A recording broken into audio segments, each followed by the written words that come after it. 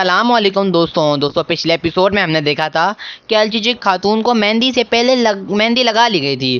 عثمان صاحب بھی گول قلعہ میں حملہ کرنے سے تیار تھے۔ کلو عثمان سیزن 4 ایپیسوڈ 120 میں ہم دیکھیں گے جہاں پر نائمان نے مرمراجی قلعے پر حملہ کر لیا تھا، اور اس کے بعد تمام سپاہی بہت ہی جارحانہ طریقے سے لڑ رہے تھے اور وہ منگول نوکروں پر تیر برسا رہے تھے، اور منگول سپاہی جلدی سے دروازہ توڑنے پر کوشش کر رہے تھے۔ پھر ہم دیکھتے ہیں کہ اوکتم صاحب بھی پہنچ جاتے ہیں اور وہ بھی منگول سپاہیوں پر تیر برسانا شروع کر دیتے ہیں۔ اتنے میں ہم دیکھتے ہیں کہ ایک سپاہی اوکتم صاحب کے پاس آتا ہے اور کہتا ہے کہ اوکتم صاحب یہ دروازہ زیادہ دیر تک نہیں رہے گا، منگول سپاہی جب تک ہی دروازہ توڑ دیں گے۔ اس پر اوکتم صاحب کہتے ہیں کہ یہ لوگ ہمارے یہاں پہ زمین حاصل کرنا ہے، اور سپاہیوں ہم بھی شہادت کا جام پینے کے لیے بالکل تیار ہیں، لیکن ہم بھی شہید ہونے سے پہلے ان کے بہت سے سارے سپاہیوں کو شہید کر لیں گے۔ اور پھر ان کے تمامی سپاہی اللہ اکبر اور مزید پرجوش ہو کر حملہ کرنا شروع کر دیتے ہیں۔ اتنے میں ہم دیکھتے ہیں کہ نائمان بھی سپاہی بھی دروازے کو توڑ دیتے ہیں، پھر مراجع قلعے کے اندر داخل ہو جاتے ہیں۔ اس کے بعد ہم دیکھتے ہیں کہ دونوں طرف سے لڑائی شروع ہو جاتی ہے، تمام سپاہی آپس میں لگنے لگ جاتے ہیں۔ تمام کئی سپاہی بہت ہی جانانہ طریقے سے لڑ رہے تھے، اور پھر نائمان بھی اپنے قافلے کے ساتھ مراجع قلعے کے اندر داخل ہو گیا تھا۔ تمام عیسائی کے سپاہی بہت ہی جارحانہ طریقے سے لڑ رہے تھے۔ اوکتم صاحب بھی بہت ہی پرجوش نظر آ رہے تھے، اور پھر بہت سے منگول سپاہیوں کو پیچھے ہٹا لیتے ہیں۔ پھر نائمان بھی اپنے گھوڑے کے سوار لوگوں کو شہید کر رہا تھا، اور دونوں طرف سے بہت ہی زبردست لڑائی جاری تھی۔ اس کے بعد ہم مینوگول قلعے میں دیکھیں گے جہاں پر والدہ سلطانہ اولوف کے پاس پہنچ چکی تھی۔ اولوف کہتا ہے والدہ سلطانہ میں آپ کی زیارت کا مکرو رہوں گا۔ اس پر والدہ سلطانہ کہتی ہے اولوف کیا تم بھول گئے ہو کہ مینوگول قلعہ اب تک میرے صاحب کی وجہ سے ہی تمہارے پاس موجود ہے؟ کیا تمہیں یہ بات یاد ہے اولوف؟ اس پر اولوف کہتا ہے والدہ سلطانہ مجھے بات یہ یاد کرنے کی دشواری ہو رہی ہے، لیکن میں یہ ضرور تسلیم کروں گا تم نے میری مدد کی تھی، لیکن بہت ہو گیا والدہ سلطانہ۔ اب دراصل مینوگول قلعہ میری ملکیت ہو گئی ہے، کیونکہ میں نے اپنے خون پسینے سے حاصل کیا ہے۔ اس پر والدہ سلطانہ کہتی ہے کہ اولوف تم بھول چکے ہو، یہ تلوار اور یہ قلعہ بھی میرا ہے، اور جب میں آئی تھی تو تم نے یہ قلعہ فتح کیا تھا تو اولوف تم نے کہا تھا کہ والدہ سلطانہ تمہاری خدمت میں حاضر ہوں۔ تم نے یہ کہا تھا کہ والدہ سلطانہ جو بھی میرا ہے وہ آپ کا ہے، لیکن اب مجھے بتاؤ اولوف اب کیا بدل چکا ہے؟ اولوف کھڑے ہو کے کہتا ہے کہ والدہ سلطانہ بہت ہی کچھ بدل چکا ہے۔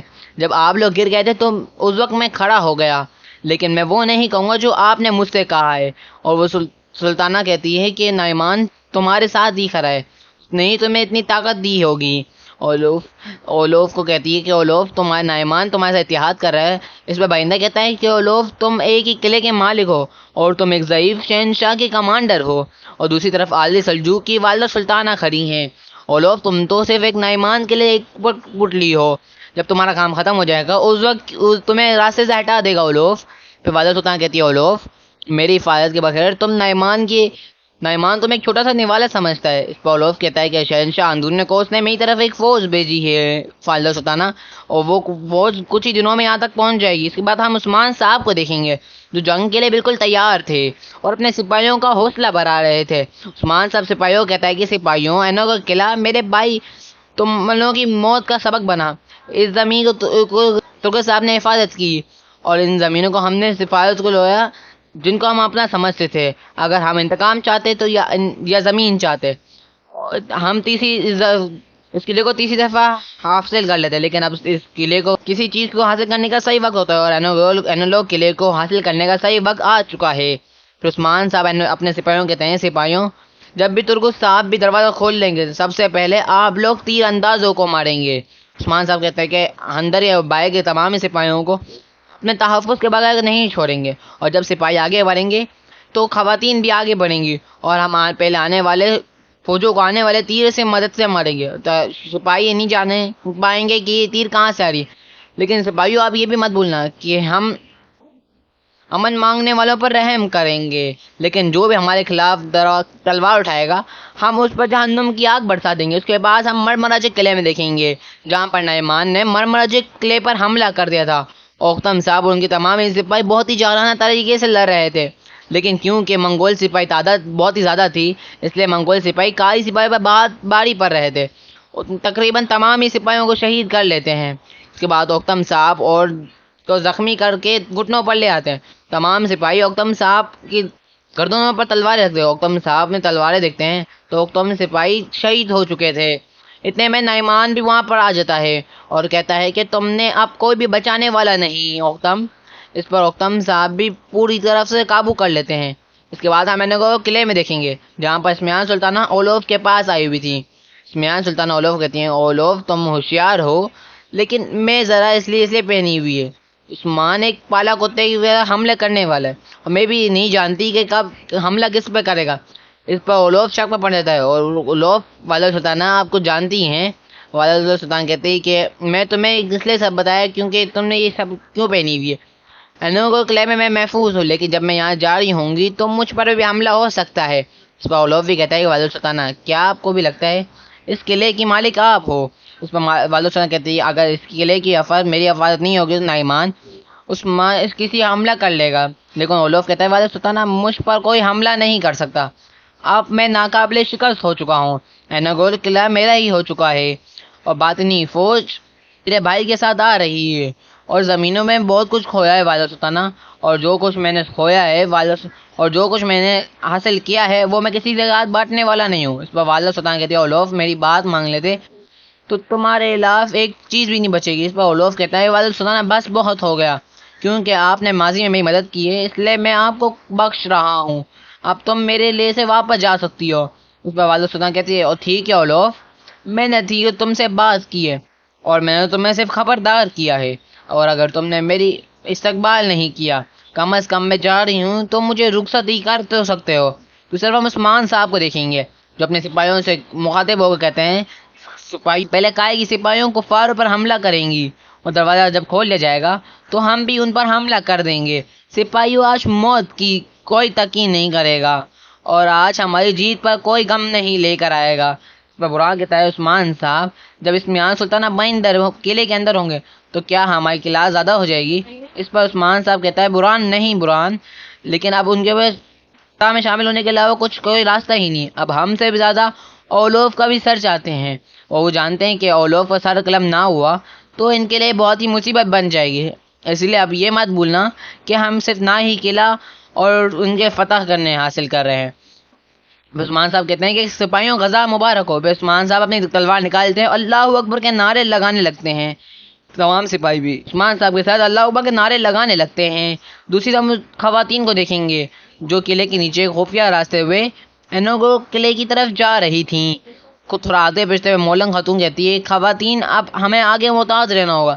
سبینگی خاتون کہتی ہے خواتین اب ہمارے پاس وقت بہت کم ہے، فوجیوں کے قلعے کے پہنچنے تک پہلے ہمیں قلعے کے اندر داخل ہونا ہوگا۔ بالا خاتون کہتی ہے بینگی خاتون آپ کو پریشان ہونے کی ضرورت نہیں ہے، انگلگن خاتون ہمارے لیے کوئی راستہ ضرور لائے گی۔ دوسری طرف ہم قلعے میں دیکھیں گے جہاں پر برہان اور ترگس صاحب اور باقی سپاہی باسندی تیمائیوں کا فیس بدلا ہوا تھا اور چاروں طرف قلعے میں پھیل چکے ہوتے ہیں۔ اس پر الگ خاتون پہنچ جاتی ہے جہاں پر بالا خاتون اور باقی خواتین آنا تھا۔ دوسری ہم بالا خاتون کو دیکھیں گے جہاں پر بالا خاتون بھی وہاں تک پہنچ جاتی ہیں۔ بالا خاتون جب پکارتے ہیں الگن خاتون کہتی ہیں صبر کریں بالا خاتون، میں اسے کھول رہی ہوں۔ الگن خاتون پوری قوت لگا کر اسے کھولنے کی کوشش کرتی ہے، آگے کار الگن خاتون کھول لیتی ہے۔ تمام باقی سپاہی وہاں پہ خوش آمدید کہتی ہے۔ اسی طرح ہم ایک ایک کر کے تمام خواتین قلعے کے اندر داخل ہو جاتی ہیں اور جیسے کہ اندر وہ قلعے کے اندر داخل ہوتی ہیں تو وہاں باقی تمام استقبال کرتے ہیں۔ پھر ہم الگن خاتون خواتین کو کہتی ہے کہ الگن آگے بڑھو اب میدان ہمارا ہوگا۔ بالا خاتون کہتی ہے بہنوں کسی کو بھاگنے مت دینا۔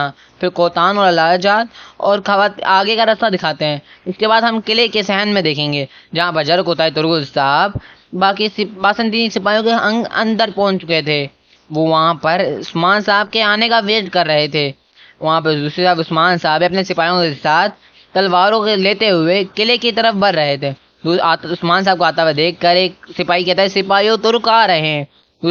ہم دیکھتے ہیں کہ اپنی پوزیشن سنبھال لیتے ہیں اور قلعے کا دروازہ بند کر دیتے ہیں۔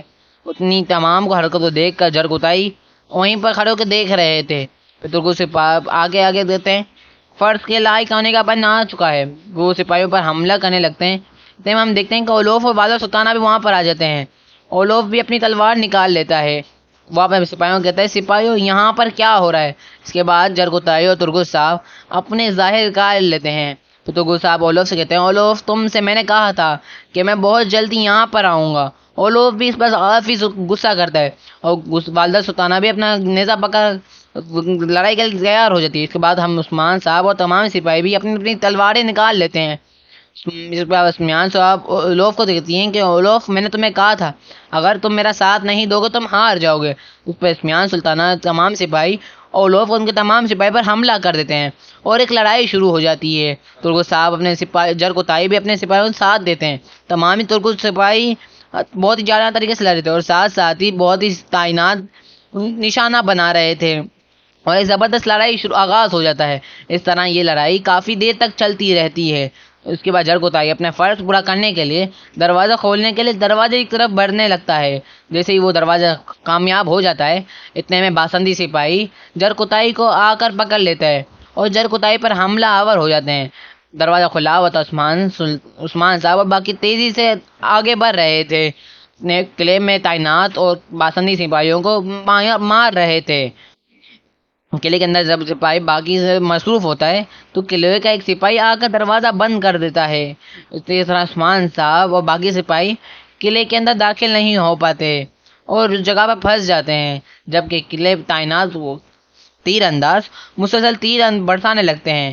اندر جرقطائی بھی دکھتا ہے کہ جرقطائی دروازہ بند ہو چکا ہے لیکن جب دروازہ کھولنے کی کوشش کرتا ہے تو بہت سے سپاہی اس پر حملہ کر دیتے ہیں اور جرقطائی ان کا سامنا کرتا ہے. ان سپاہیوں کو ختم کرنے کے بعد جرقطائی دروازہ کھولنے کے لیے آگے بڑھتا ہے تو ایک سپاہی بھاگتا ہوا آتا ہے اور جرقطائی کے پیٹ میں اندر تلوار گھسا لیتا ہے. اپنے بعد ہم الگن خاتون کو دیکھیں گے جو کہ دروازے کے اوپر سے کھولنے کی کوشش کر رہی تھی. وہ جرقطائی کو دیکھتے ہوئے اب جرقطائی کی طرف بڑھنے لگتی ہے لیکن جرقطائی اسے روکتے ہوئے کہتا ہے الگن خاتون دروازے کے کھولو. الگن خاتون روتے ہوئے دروازے کی طرف بڑھتی ہے اور دروازہ کھولنے لگ جاتی ہے لیکن اس دوران جرقطائی کافی زیادہ زخمی ہو چکا تھا.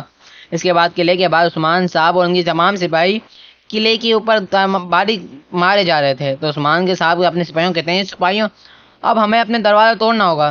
عثمان صاحب اور ان کے سپاہی پیچھے ہٹنے لگ جاتے ہیں. انہیں جرقطائی پوری ہمت سے دشمنوں سے ہاتھ لڑ رہا تھا اور کسی کی طرف الگن خاتون طرف نہیں بڑھنے دے رہا تھا. اسی دوران الگن خاتون دروازہ کھولنے میں کامیاب ہو جاتی ہے. عثمان صاحب الگن خاتون کو دروازہ کھولتے ہوئے دیکھتا ہے اور کہتے ہیں ماشاء اللہ اور اپنی پوری قوت کے ساتھ دروازے کی طرف آگے بڑھ جاتے ہیں. اس طرح عثمان صاحب اور ان کی تمام ہی سپاہی اللہ اکبر کے نعرے لگاتے ہوئے قلعے کے اندر داخل ہونے میں کامیاب ہو جاتے ہیں. دوستو آج کے ایپیسوڈ کا یہیں پر اختتام ہوتا ہے. اگر آج کی ہماری ویڈیو پسند ہے تو لائک شیئر سبسکرائب کرنا مت بھولنا. ملتے ہیں آپ کو اگلی ویڈیو کے ساتھ. تب تک کے لیے اللہ حافظ.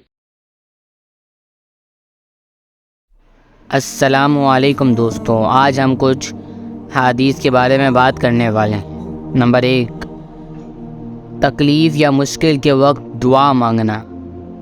سیدنا ابن عباس رضی اللہ عنہ سے روایت ہے کہ نبی کریم صلی اللہ علیہ وسلم تکلیف کے وقت یہ دعا مانگا کرتے تھے اللہ کے سوا کوئی معبود نہیں، وہ برات حمل والا ہے، اللہ کے سوا کوئی معبود نہیں ہے، وہ عرش عظیم کا رب ہے، اللہ کے سوا کوئی معبود نہیں ہے، وہ آسمانوں کا رب ہے اور زمینوں کا رب ہے اور عرش کریم کا رب ہے. صحیح بخاری. نمبر 2 حوض کوثر کا بیان. نبی کریم صلی اللہ علیہ وسلم نے فرمایا میرا حوض کوثر طول و عرض میں مہینے کی مسافت کا ہے، پانی اس کا دودھ سے زیادہ سفید اور مشک سے زیادہ خوشبودار ہے اور انجور پینے کے برتن جیسے جام پیالہ وغیرہ اس کے ایسے ہیں جیسے آسمان کے ستارے. جس نے اس میں سے ایک دفعہ پی لیا وہ پھر کبھی پیاسا نہ ہوگا. صحیح بخاری. نمبر 3 جان پہچان ہو یا نہ سب کو سلام کرنا چاہیے. سیدنا عبداللہ بن عمر رضی اللہ عنہ سے روایت ہے کہ ایک شخص نے رسول اللہ صلی اللہ علیہ وسلم سے پوچھا کہ اسلام کا کون سا کام بہتر ہے، تو آپ صلی اللہ علیہ وسلم نے فرمایا محتاجوں کو کھانا کھلانا اور جس کو تو جانتا پہچانتا ہو اور جس کو نہ جانتا پہچانتا ہو، گر سب مسلمانوں کو سلام کرنا۔ صحیح بخاری۔ ہمیں بھی چاہیے کہ ہم بھی ہر کسی کو سلام کریں، چاہے ہم اس کو جانتے ہو نہ۔ نمبر 4، ذکر الہی کی فضیلت۔ سیدنا ابو موسیٰ اشعری رضی اللہ عنہ نے کہا کہ نبی کریم صلی اللہ علیہ وسلم نے فرمایا، جو شخص اللہ کا ذکر کرے اور جو ذکر نہ کرے، ان کی مثال زندہ اور مردہ کی سی ہے۔ یعنی ذکر کرنے والا زندہ اور ذکر نہ کرنے والا مردوں کی طرح ہیں۔ صحیح بخاری۔ ہمیں بھی چاہیے کہ ہم بھی ذکر و اذکار کریں ہر وقت۔ نمبر 5، جنت اور دوزخ کے حالات۔ نبی کریم صلی اللہ علیہ وسلم نے فرمایا، جب جنتی جنت میں چلے جائیں اور دوزخی دوزخ میں چلے جائیں گے تو موت کو لایا جائے گا، یہاں تک کہ وہ جنت اور دوزخ کے درمیان میں لائی جائے گی، پھر اس کو ذبح کر دیا جائے گا۔ پھر ایک منادی کرنے والا آواز لگائے گا کہ اے اہل جنت، تم کو آج کے بعد موت نہ آئے گی، اور اے اہل جہنم، تم کو بھی آج کے بعد موت نہ آئے گی۔ اس آواز سے اہل جنت کو خوشی ملے گی اور جہنمیوں کو رنج پر رنج ملے گا۔ تو دوستو، اگر آپ اسی طرح ہماری احادیث اور باقی ایسے ہی کہانیاں کو چاہتے ہیں تو آپ ہمیں کمنٹ باکس میں ضرور بتائیں گا، ہم آپ کے لیے ضرور بنائیں گے۔ ملتے ہیں آپ کو اگلی ویڈیو کے ساتھ، تب تک کے لیے ہمارے چینل کو لائک، شیئر، سبسکرائب کرنا مت بھولنا۔ اللہ حافظ۔